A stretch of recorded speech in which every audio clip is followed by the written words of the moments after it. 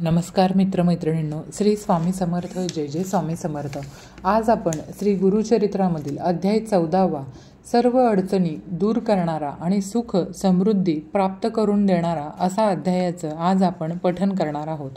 तर या अध्यायाला सुरुवात करण्यापूर्वी चॅनेलवरती जर नवीन असाल तर चॅनेलला लाईक, शेअर, सबस्क्राईब करा आणि कमेंट्समध्ये जय श्री गुरुदेव दत्त लिहायला विसरू नका. चला तर मग व्हिडिओला सुरुवात करूया. सर्वप्रथम दत्तगुरूंना नमस्कार करूया. दत्त महाराजांचं महात्म्य वेदांनाही समजत नाही. भक्तांचा उद्धार करण्यासाठी, त्यांना सन्मार्गाला लावण्यासाठी दत्त महाराजांनी मनुष्याचा वेश धारण केला आहे. सायदेवांना माहीत होतं की यवनाने त्यांना जिवे मारण्यासाठी बोलावलं आहे. तरी त्यांनी मुलं, नातवंड, सुख, समृद्धी, पैसा न मागता माझ्या कुळात भक्तीची परंपरा कायम राहो हा आशीर्वाद मागितला होता.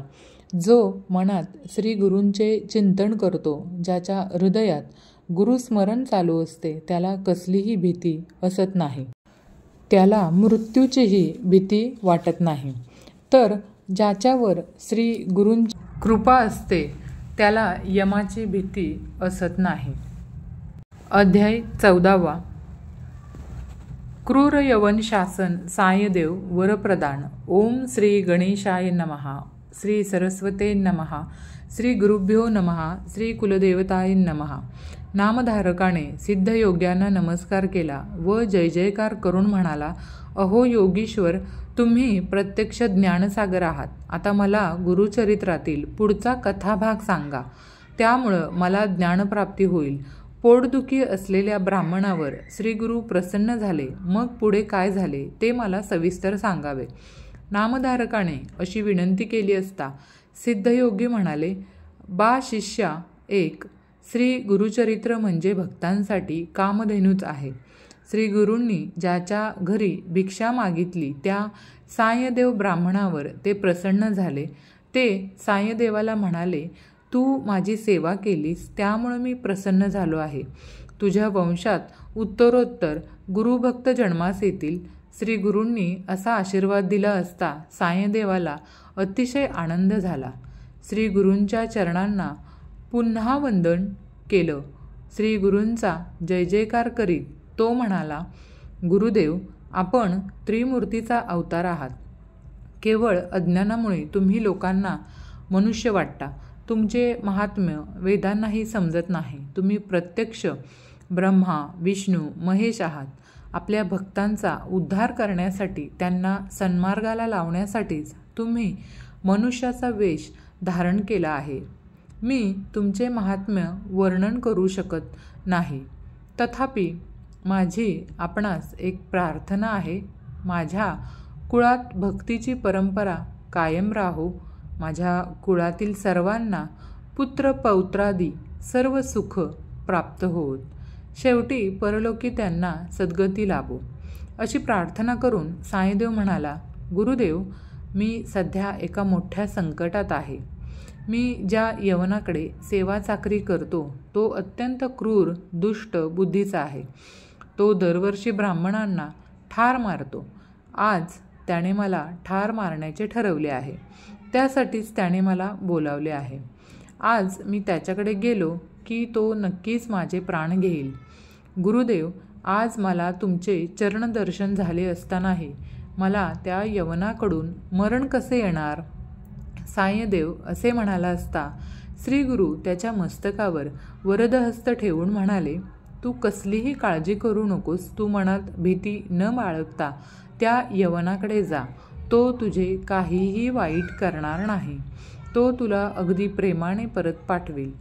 तू परत येईपर्यंत मी येथेच थांबणार आहे. तू परत आलास की मी येथून जाईन. तू माझा भक्त आहेस. तुला वंशपरंपरागत सर्व सुख प्राप्त होतील. तुझ्या वंशवेलीचा विस्तार होईल. तुझ्या घरी लक्ष्मी कायम वास करेल. तुझ्या कुळातील सर्वजण शतायुषी होतील. श्रीगुरूंनी असा वर दिला असता आनंदित झालेला सायदेव त्या यवनाकडे गेला. सायदेवाने त्या यवनाकडे पाहिलं. तो काय? तो क्रूर यवन त्याला यमासारखा वाटला. सायदेवाला पाहताच तो यवन क्रोधाने लालेलाल झाला. त्याला तो अग्नीसारखा भयंकर तेजस्वी दिसू लागला. हा काय चमत्कार आहे हे त्याला समजेना. अत्यंत संतापलेला तो यवन घरात गेला. त्याला चक्कर येऊ लागली. तशा स्थितीत तो आडवा झाला. त्याला झोप लागली. त्याला एक स्वप्न पडलं. कोणीतरी एक तेजस्वी ब्राह्मण त्याच्या शरीरावर शस्त्राचे घाव घालून त्याचे अवयव तोडीत आहे. अत्यंत घाबरलेल्या त्या यवनाला जाग आली. तो धावतच घराबाहेर आला व भयभीत होऊन म्हणाला, आपल्याला इकडे कोणी बोलावलं? आपण कृपा करून परत जा.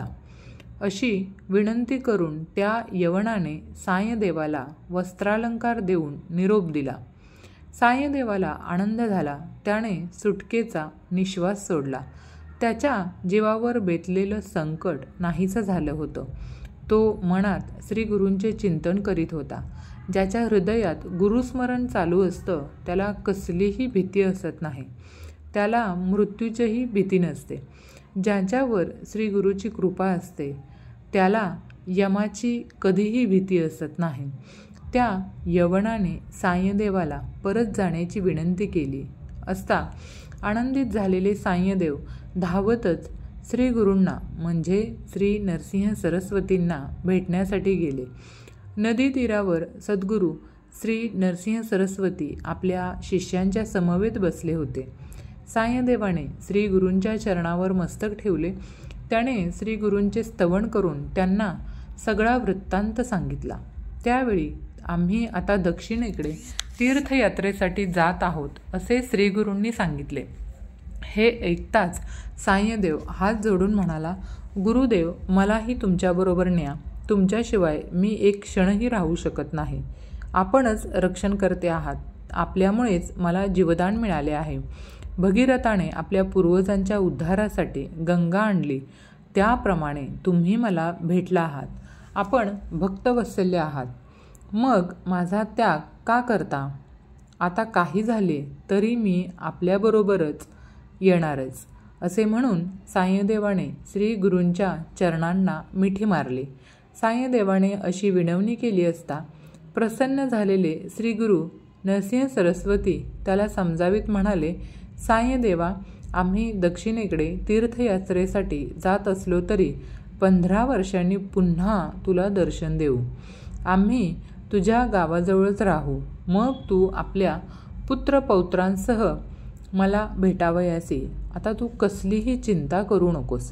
तुझी सर्व संकटं नाहीशी झाली आहेत असं आश्वासन देऊन श्रीगुरूंनी सायदेवाच्या मस्तकावर वरदहस्त ठेवला. मग ते आपले शिष्यांसह तीर्थयात्रा करीत वैजनाथ क्षेत्री आले. तेथे ते गुप्तपणे राहिले. ही कथा ऐकल्यावर नामधारकाने सिद्धांना विचारले, श्री गुरु नरसिंह सरस्वती वैजनाथ क्षेत्री गुप्तपणे का राहिले? त्यांचे जे शिष्य होते त्यांना कोठे ठेवले? सर्व इच्छा पूर्ण करणारे श्री गुरुचरित्र म्हणजे साक्षात कामधेनूच आहे. सिद्धयोगी ते नामधारकाला सविस्तर सांगत आहेत. श्री गुरु नरसिंह सरस्वती दक्षिणेकडे तीर्थयात्रेला गेले ती सुरस कथा पुढील अध्यायामध्ये आहे. ते ऐकण्यासाठी मन एकाग्र करा.